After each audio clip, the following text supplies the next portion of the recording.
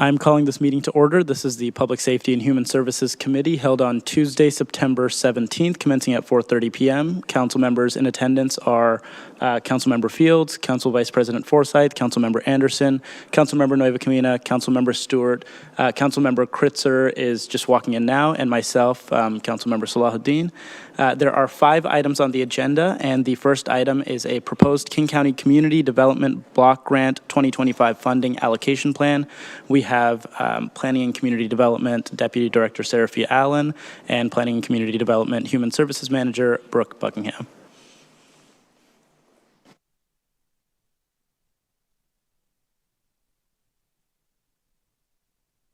Okay, thank you and good afternoon. Brooke Buckingham is here to share the annual plan for allocating next year's Community Development Block Grant, also known as CBDG funds, and I will turn it over to her.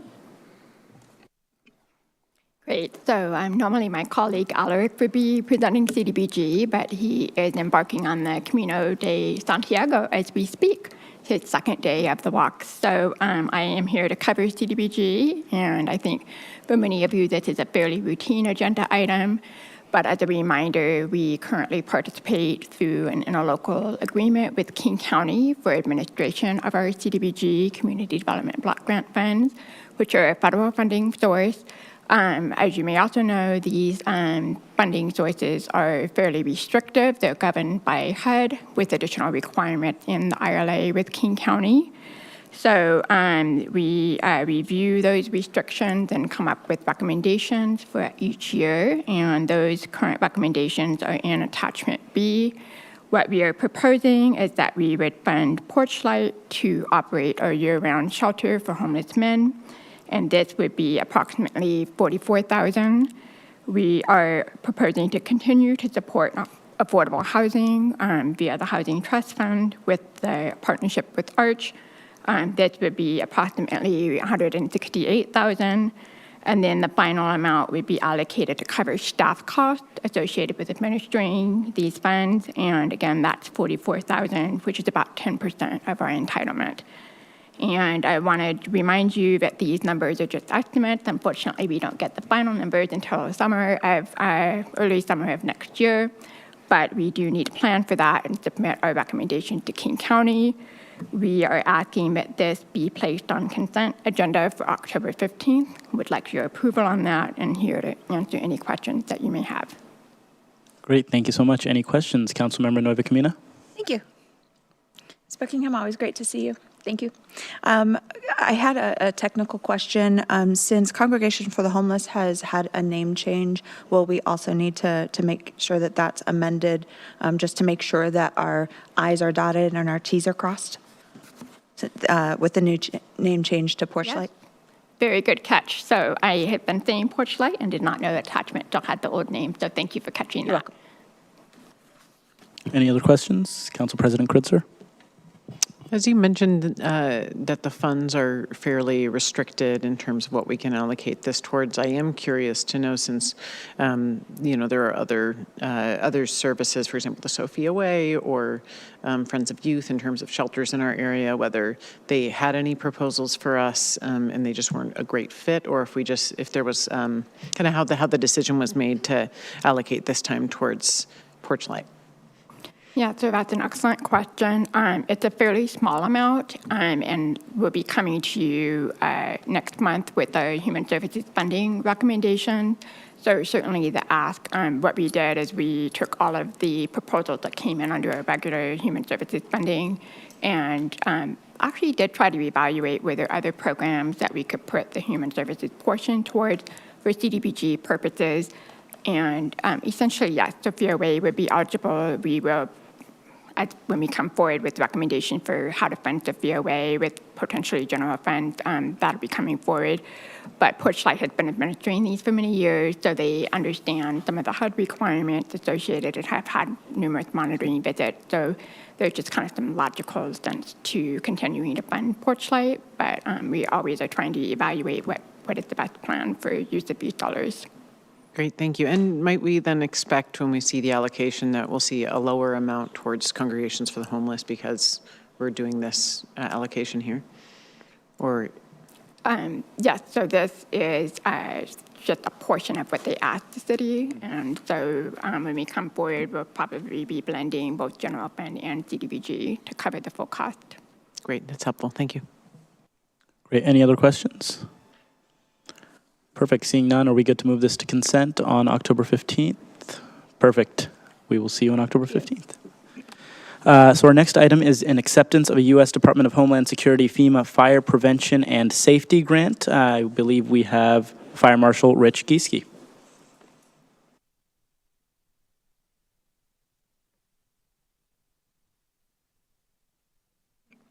Good afternoon, everybody. So today we're bringing forth a grant that we were awarded recently through the Department of Homeland Security, FEMA Fire Prevention and Safety Grant. This is a grant that we applied with the City of Bellevue back in April. We entered into an MOU to seek this grant application to upgrade and provide a higher security level for our fire department emergency key box systems for both the City of Bellevue and the City of Redmond. We're going to move forward, and this will help us increase the security both of the keys within the apparatus as well as the keys to the individual buildings within the city that are part of this program. It's also going to allow a lot more interoperability between Bellevue and Redmond fire departments as we go into each other's jurisdictions across the border area, as well as also allow us to have interoperability with Redmond PD when those certain buildings opt into an access for rapid entry. As we go higher and higher and become more secure, we're starting to see impacts both to PD response as well as fire response, and so this will help with those responses. So it's a total grant of about just under $300,000 with a 5% matching with a 24-month implementation period. Thank you. Any questions? Council Vice President Forsyth. Thank you. Only question is, I think this is a great program, and thank you for going out for these funds. In the corner that I live in of Redmond, it's very close to Kirkland, so are we looking at partnering with Kirkland on this as well? We talked with Kirkland to begin with as going to a 3-way grant application, and they just weren't ready to move forward at the time. So we'll continue to look forward to ways that we can enhance that response as well on the Kirkland boundary. Great. Councilmember Anderson. Here. Thank you. I was looking through the memo, and it mentioned that it's not in the current budget, but we were anticipating these funds to be included in next year's budget. Is that correct? So the grant was awarded in July of this year. For us, Bellevue's going to be doing all the administration on that. The 5% matching fund will be labor in lieu of funds. So they're really, other than the cost of the labor to do the work and do the installations, that will be our contributing factor for that. But current budget, not our budget, we'll be working on. Okay, great. Thank you very much. Councilmember Novacamina. Thank you. Just for our listening public, we've been able to read the materials, but just for the listening public, could you give just a very high-level overview of what the current situation is and why it would be important for us to move to this? Great question. So for years in the fire code, there's been an ability for us to require what was called a fire department rapid entry key box system. So it allows us to require a box to be mounted on a building where they provide keys to the common areas of a building. So obviously the security of those keys is paramount. And for years it's been done by a physical key with a physical keyway like on your front door would have. This is going to allow us to upgrade both the devices in our vehicles that contain those keys, that hold those keys secure, as well as the actual cores on the boxes that are mounted on the buildings from a physical hard key to an electronic key. And then we're able to allow that electronic key fob to time out in a very short period of time. So if one does get lost or goes missing, instead of having to replace all the cores across the city, we just have to buy a new fob, and the fob that was lost becomes worthless. Thank you for that. I'm very excited to move forward with this, that we can, by the time that we catch up, we'll be behind the times again. But it's wonderful that we can take this next step. So thank you for bringing this forward. Council President Kritzer. Thank you. And first of all, so it's really interesting to read some of the statistics of how we use these and how many different cases our firefighters were able to respond to in terms of helping our public due to these boxes. So it's definitely really important. I'm curious in terms of the security on these, because there's some positives certainly to moving to the e-system, but also the ease of being able to do that replacement. how do we think about kind of the cybersecurity of this information or of the access, essentially, since you're moving from the physical key to the digital? Great question, and the technology by Knox is the brand that of the box that we've been using for many, many years here in the city. And that was one of our early concerns as well with the early adoption. And the technology that they're using is an RFID, so there needs to be very close proximity between the electronic key and the physical electronic keyway for them to actually function. So as far as the cybersecurity risk, there's nothing to hack into because you still need the physical key and you still need the physical key lock to be in close proximity to each other. Got it. Thank you so much. Councilmember Fields and then Councilmember Anderson.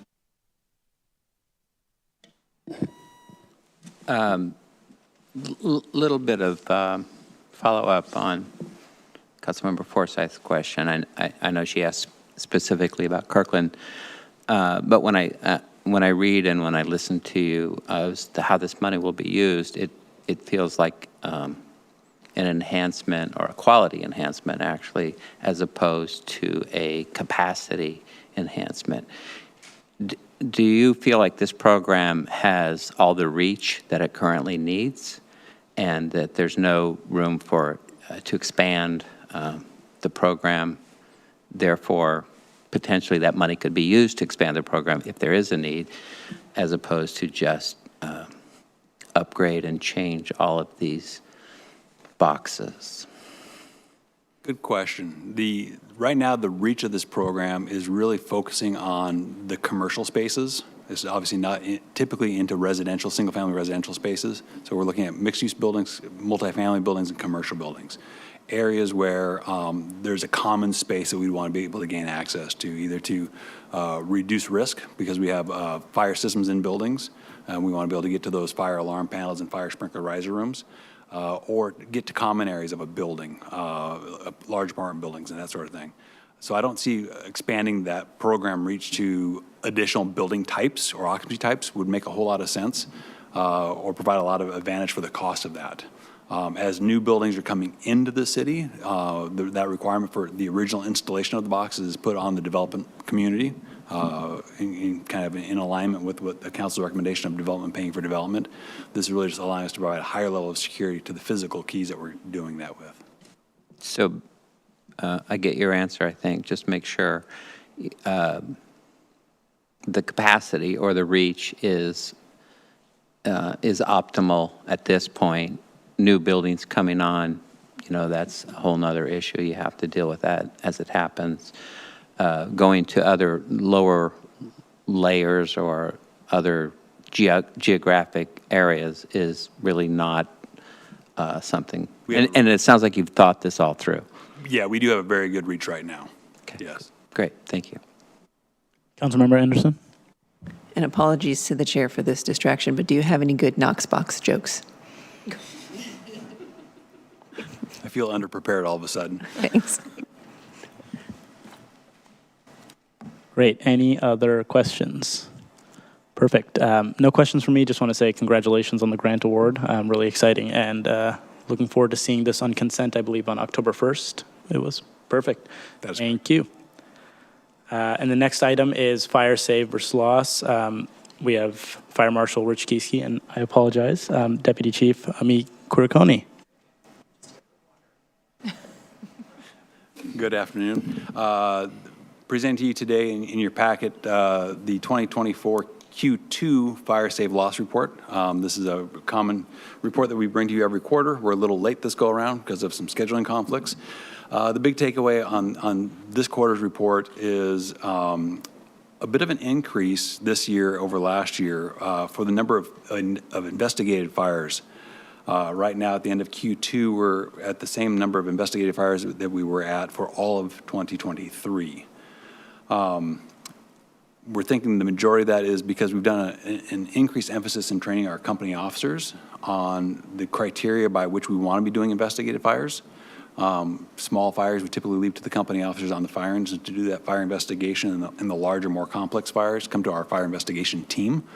And so we've kind of re-emphasized with them kind of what those thresholds and criteria are, and I think that's kind of why we're seeing that increase in the number of investigated fires. The good news is our performance measurements on slide 4 of the deck are still, I think, very well. The containment of fire to the room or object of origin is still above 94%. Continued occupancy of the building or the space of a building is still above 99%. And the total value saved over the last 5 years is well above 99% as well. So our save versus loss, I think, is a very high ratio. And then we just have several fires. If you have any questions on the fires, I'd be glad to answer any of your questions. Thank you. Councilmember Stewart. Thank you so much. I really appreciate you taking a bit of time to tell us a little bit more about what was labeled in the text as investigation program refresh, and what that really means. My question is about if we've determined that that's probably the reason that we're seeing a spike in investigated fires is because we're doing a better job investigating fires that meet the threshold. My question is just about how we go about really communicating and writing that down, and in anything where the public is seeing this public-facing data.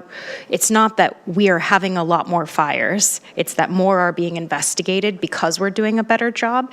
And I would hate to see some other interpretation of, looks like there's more fires in Redmond.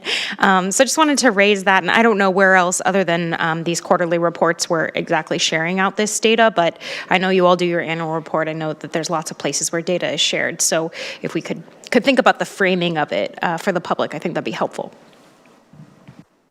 Understood.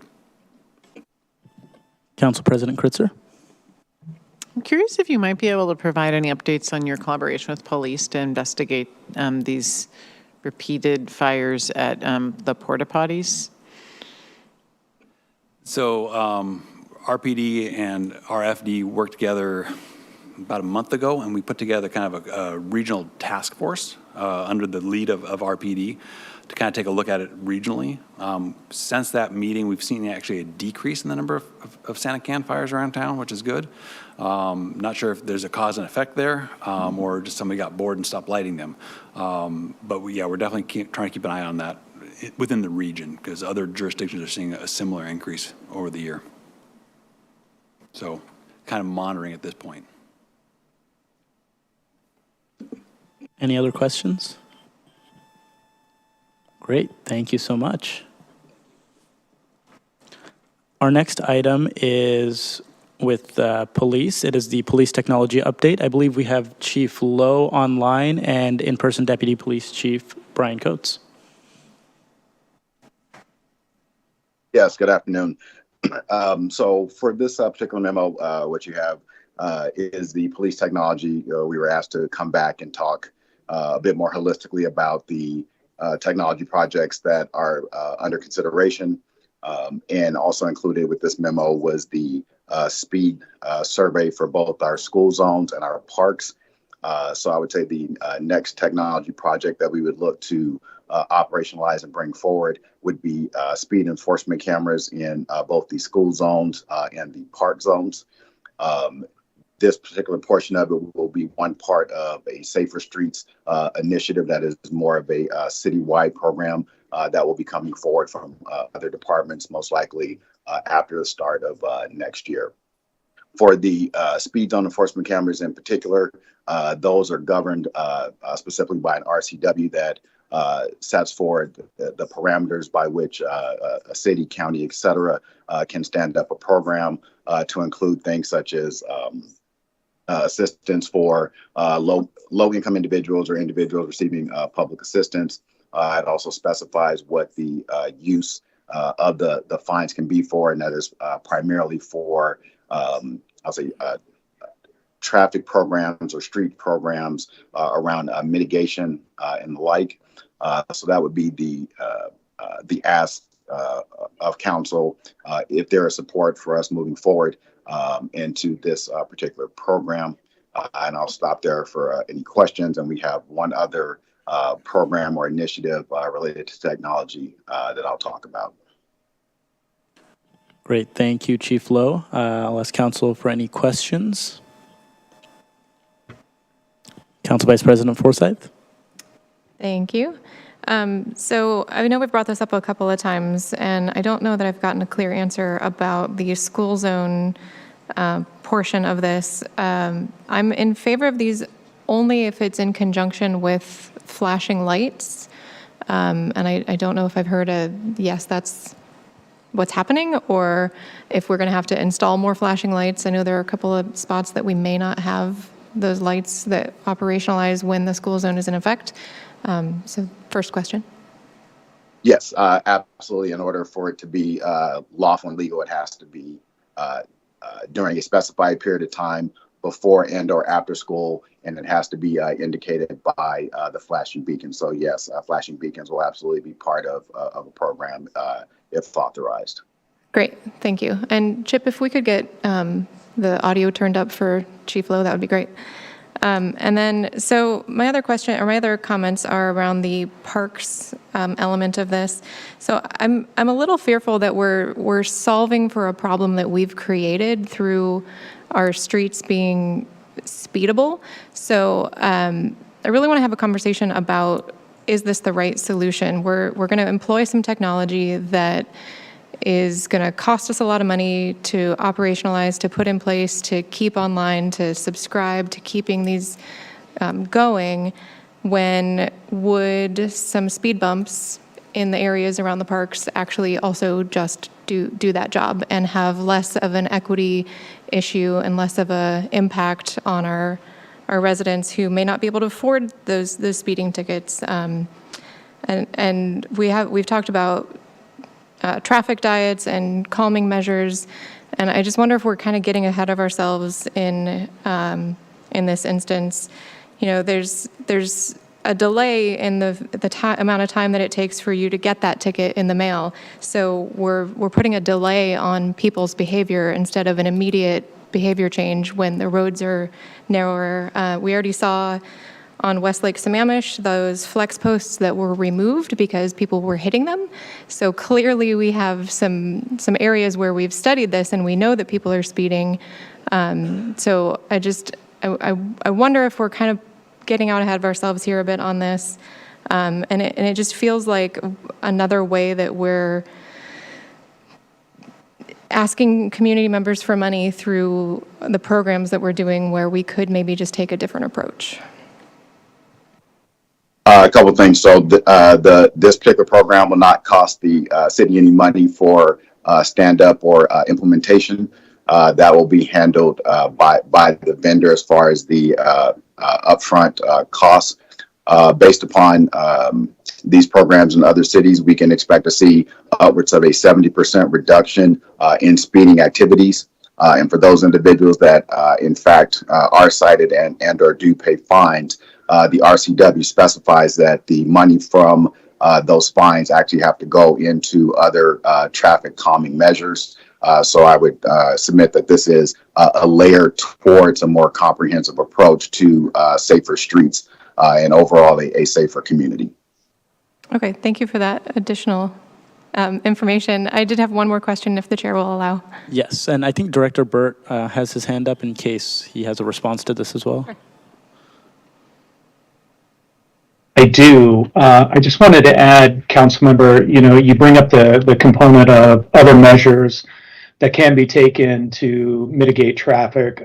Two things that we're going to be working on in conjunction with police on this. Number one is we are going to do a citywide speed audit in 2025 to take a hard look and really understand where we're seeing speeding, not only in these targeted areas, but across the city as a whole, and then develop the appropriate strategies to deal with that. And then the other component, before these cameras do get put in place in these different locations, we will be taking a look at our current programs that we have for traffic calming and whether or not we can partner and add in these additional components to bring down speed in those areas. So we have been having those initial discussions. It just won't be throwing up the cameras and not doing anything else. It will be a partnership. Great. So to me, that sounds like there's still coordination that needs to happen prior to us giving the final direction on this.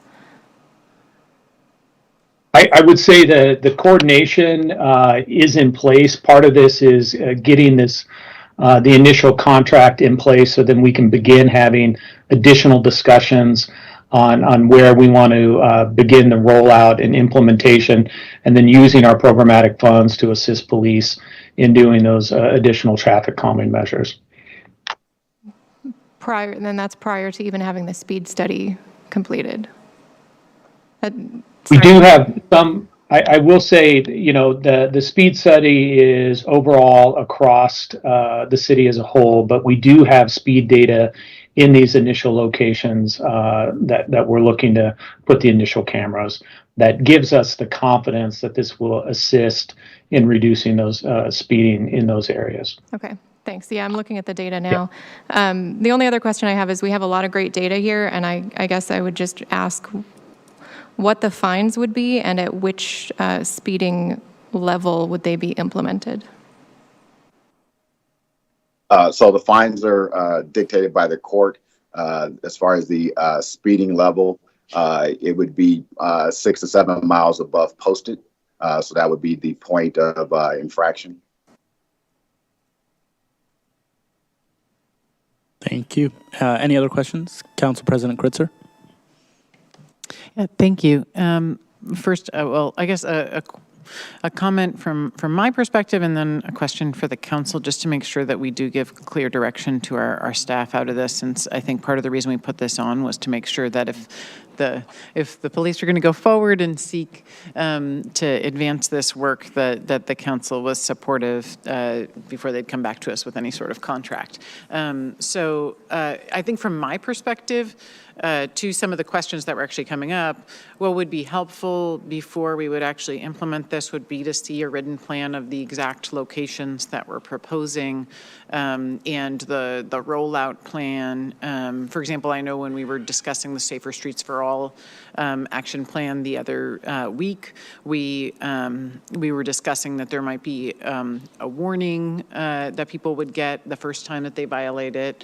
And so I think just having some of that written down, that would also assist us in letting the public know about this and being able to review, for example, some of the details on questions of like, you know, is it only while flashing, or what are the hours and the times and the limits? I think just having that be super clear would be great. So then we also can, again, assist with letting the public know, since this will be a change. So I guess comprehensively for me, I'm okay with moving forward. I mean, I think it's sitting with me pretty closely this week that we lost a member of our community due to a traffic fatality, a pedestrian. And I do think that we should use all the tools in our toolkit to be able to make our streets safer. So I'm interested in moving forward with this. I am curious to find out from the council, just to make sure that we give direction to the chief before we leave this on whether we should continue with this or whether we want to have more discussion before there should be anything else proposed. Thank you, Council President. I did see a hand from Councilmember Nueva Camina, so I'll go to you, and then maybe we can reconvene to address that if there are no other questions. I think Councilmember Fields after that, but. Thank you. Mine was on a technical question for Chief Lowe. I know other cities, one of the issues that has come up when implementing this is not having the fines imposed during a break. So are we going to be, like, for school zones, let me clarify that, in school zones. So if students are on winter break and it's not technically then during school, there isn't an issue. Some cities have it coordinated with the school schedule and other cities do not. And it's caused some confusion as far as like when or if somebody does get a fine and it's during, say, summer break or a winter break, then they're like, why am I getting this infraction? So more of a technical piece of it, and if that is a consideration that we're making. Yes. So to address it all, going back to Council President's question and concern. So initially, first violation is a warning. So first go around, you get a warning. Next go around, it would actually be a citation. We would only implement this during time in which students are present.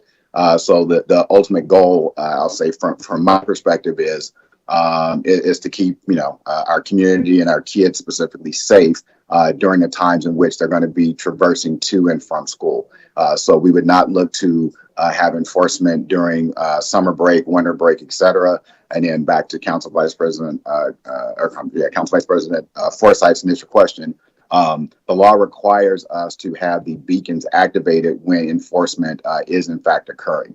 And then prior to that, there would be an education period in which, as we installed it and the traffic patterns change, we would be required to let the community know. We will work in conjunction with the Lake Washington School District and a communication campaign, to parents, et cetera, letting them know that these things are coming, as well as through our various means through our city communications. So again, this is not about, peekaboo or trying to catch people. It's about informing them, being very transparent, and ultimately keeping them safe and changing behavior. Because as council knows, and I know very well, speeding vehicles is one of the top complaints that we get by way of email from our community. So this will, address that issue. Thank you. Councilmember Fields. Thank you, Chief Lowe. I've got a lot of thoughts and maybe even history on traffic safety. One thing that you said, I guess I want to be clear on, is you said that the vendor was doing the investment. That also means that they are expecting a return. So and when you talk about the speed limits of who you're trying to slow down, I think you said 6 to 7 miles an hour. Historically, I think they catch anybody over the speed limit in other jurisdictions or things that I've read, and that there is an incentive from the vendors to continually squeeze and try to get those people who, for 4 seconds are now at 23 miles an hour instead of 20. Those are not the people who are creating a danger to our community. So, and for them to sort of the burden of funding all of this safety put on people trying to get to school or trying to get to work or momentarily above the speed limit, that concerns me greatly. I don't know how the vendors could demonstrate that they're actually setting these parameters or setting these limitations, actually target the people who really are, in fact, potentially risking or killing our neighbors in crosswalks or other pedestrians or bicyclists. I know the danger is out there. I see anecdotally, again, I see a lot of people racing 45 miles an hour in a 20-mile-an-hour zone. Those are the people I'm concerned about. So if there's anything that you can tell us tonight or in the future about how the vendor actually uses this technology to create safety as opposed to a revenue grab, I would be greatly pleased.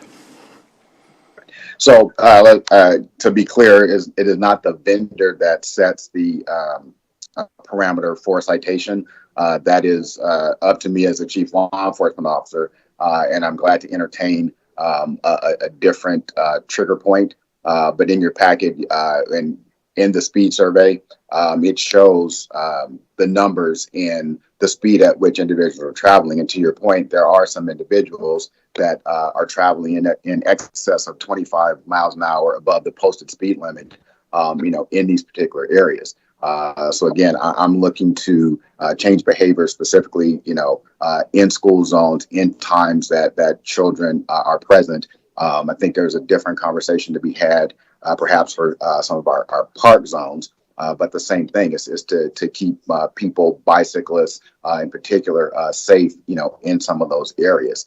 I'm not opposed to a higher speed limit, but 7-8 miles an hour is typically the point of citation for speed infractions. Thank you. Any other questions from council? Perfect. So going back to Council President Kritzer's comment on what we feel about moving forward with this and the direction we want to take, it sounded like some of those questions that council had, Chief Lowe, were to get sort of a document outlining all of the things that were shared today, specifically, the posted speed limit, highlighting the fact that it will be during times when the beacon is lit, et cetera. So if we could get that, I think council would feel comfortable seeing no objection moving forward. Council Vice President?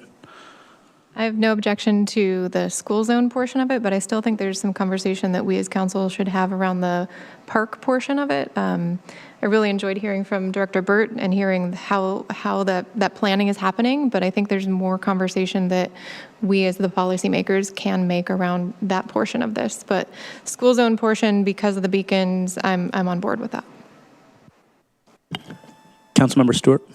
Thank you. I appreciate this conversation and agree that in order to have something to respond to, I think we need to see the complete draft. I also, I have said this before, but I think on this topic, this is just a area of concern that we know safety is a top priority for Redmond residents, but the tools they want to see implemented in community to achieve that is not something we've asked lately. So I know that the council, we're moving forward with our quarterly engagement events. I'm inspired by this conversation here today and knowing how interdepartmental the overall safety plan for the city of Redmond is. I mean, I'm kind of envisioning a community meeting where there's some information shared by police about the technologies. There's some infrastructure pieces shared by Public Works. And then, of course, everything that's going on with the Safe Streets for All program, and we know that that's being run out of community development and planning, and educating the public about all the pieces that we're considering and then getting their feedback. That to me sounds like a really important conversation to be having with the community going into the new year. Thanks. Great, thank you. Council President Kritzer? Just a quick comment, since I know we're short on time, but I think that's a great idea, and perhaps as a way to look at Council Vice President Forsyth's concern, I think in particular, likely the community might connect more the piece with schools, but before we would implement additional parks cameras, we could go out with a Let's Connect survey just to get a sense of where the community's at. Some communities have had some pretty strong reactions to cameras, and then others have been super supportive. So I think it would be good to know where our community's at, in addition to doing kind of that in-person engagement opportunity, and then being able to perhaps survey and get some data before we implement the broader parks strategy. That sounds good to me. Chief Lowe, with regard to the direction, was this an ask to be moved to consent at our next meeting? No, ask for consent, but if I can just summarize what I believe I'm hearing is that council is okay with us moving forward with the speed zone enforcement cameras in the schools, wait for additional conversation and direction as it relates to the parks. Yes, and with the initial school zone, if we can get a clear document highlighting all of those items that we discussed today, just so that we have a frame of reference to address to community or within ourselves as well, that would be great. Oh. Okay, understood. And then just for reference, the speed survey that was part of appendix or attachment A, those would be the schools that would be,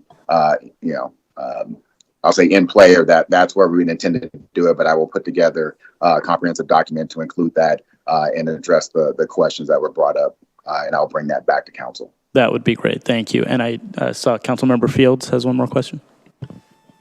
So back to who sets the speeds, who sets the number of warnings?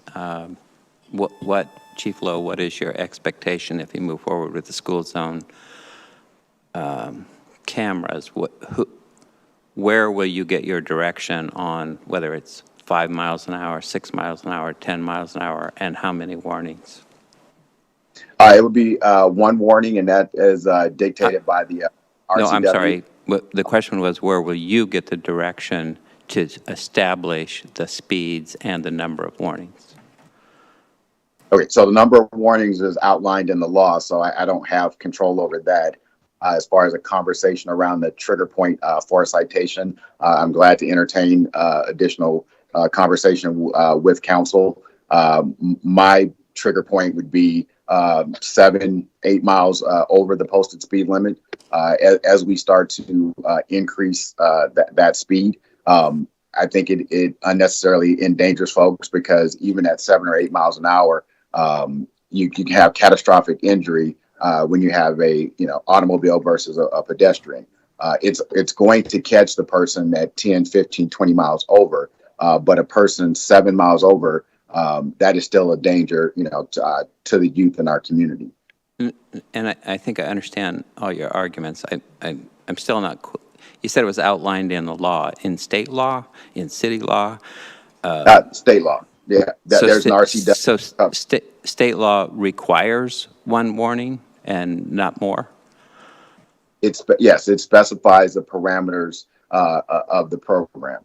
And additional warnings that we're trying to change behavior. So if the behavior continues, how many warnings does it take to change behavior? At some point, there has to be a consequence. That consequence is the fine and the penalty. And clearly, mandate multiple warnings. Chief Lowe, I get it. I get your arguments. I understand that. What I'm trying to make sure I'm clear on is when we establish this program, what is the firm guidelines? And then more specifically, does council have any influence over that?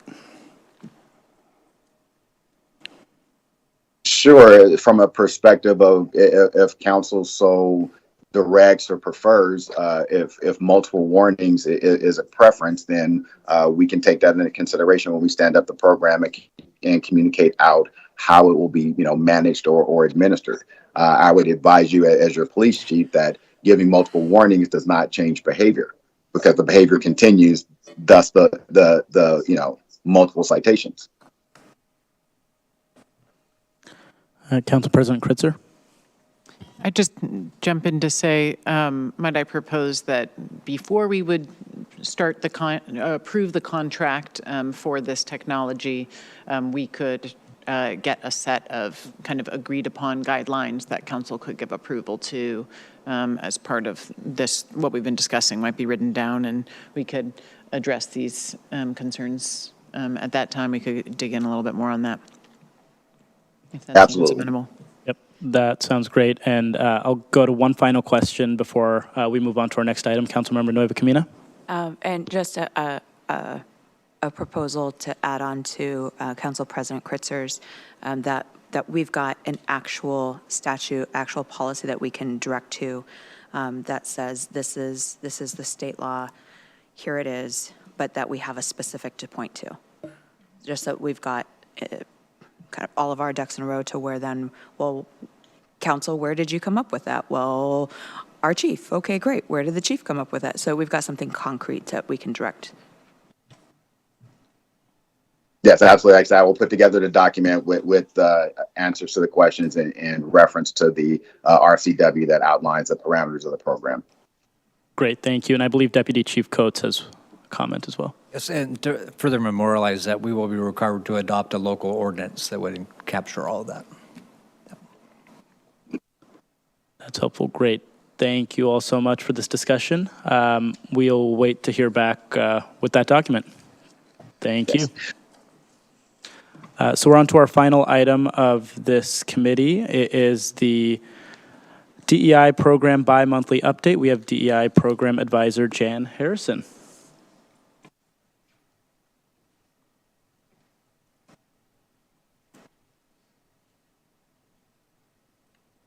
Good evening. It's nice to see all of you. Happy September.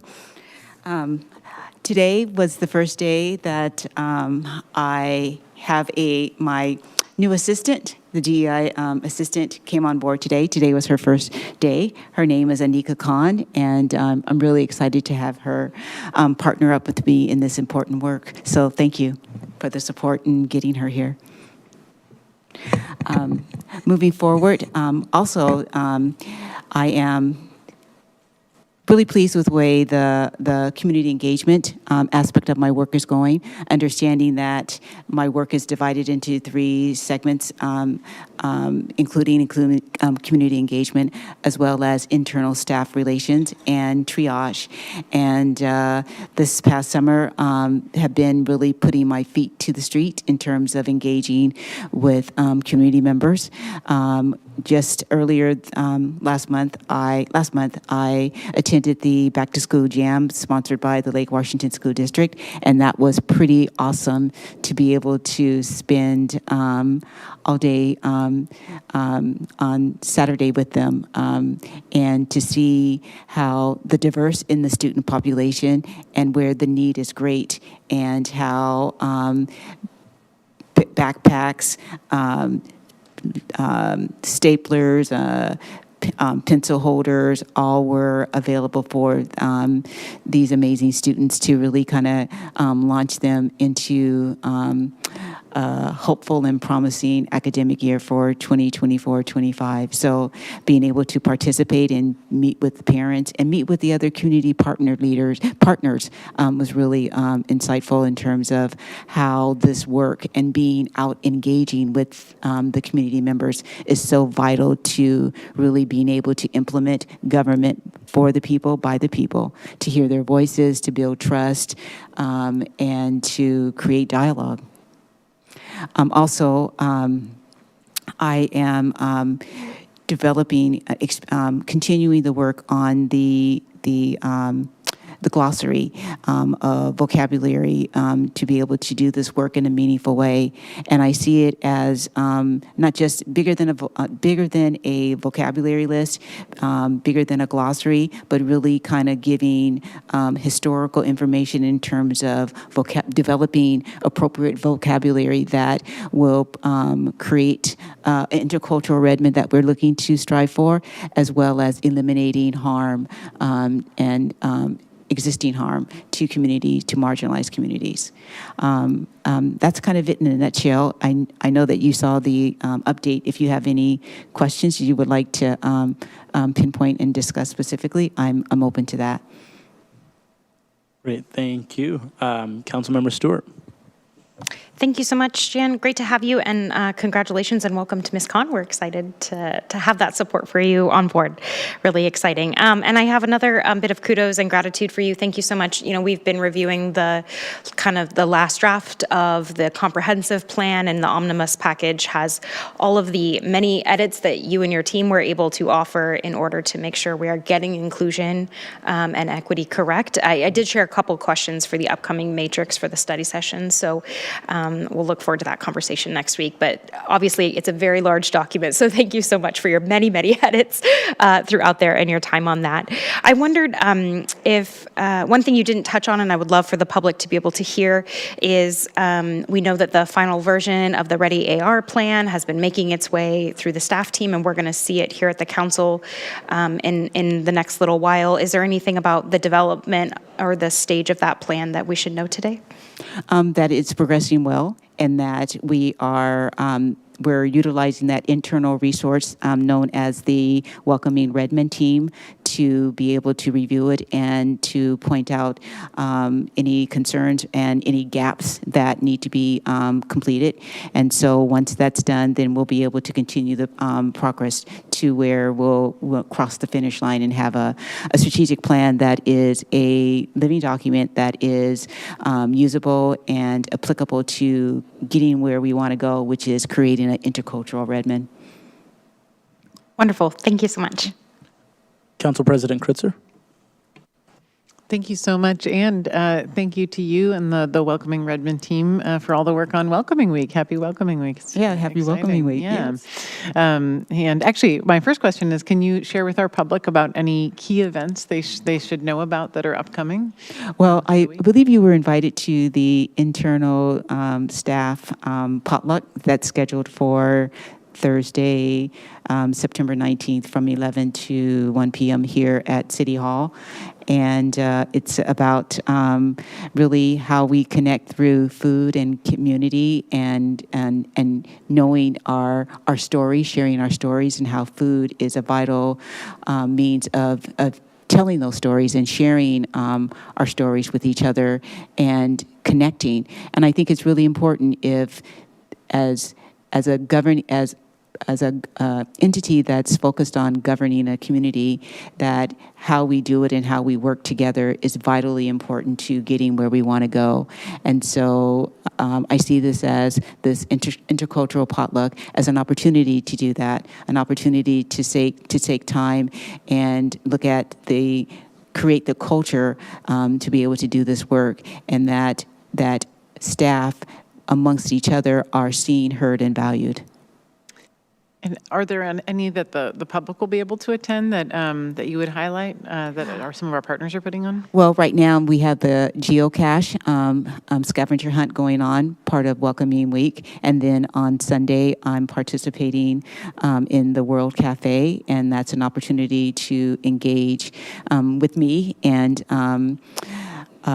our other community partners to discuss what a welcoming, belonging Redmond will be. Again, it's about, governing for the people, by the people. Wonderful. And then one question for a future event I see on here that you're planning is the Martin Luther King Day of Service event. Curious if you're just starting planning on that, you don't have to share the details, but is that going to be a citywide initiative, or what's the general outline on that? And please invite us as council members to join in. Well, the goal is that we will have opportunities for Redmond residents, people living in Redmond, to be able to really practice what MLK was all about in terms of servicing, giving back to the community, and helping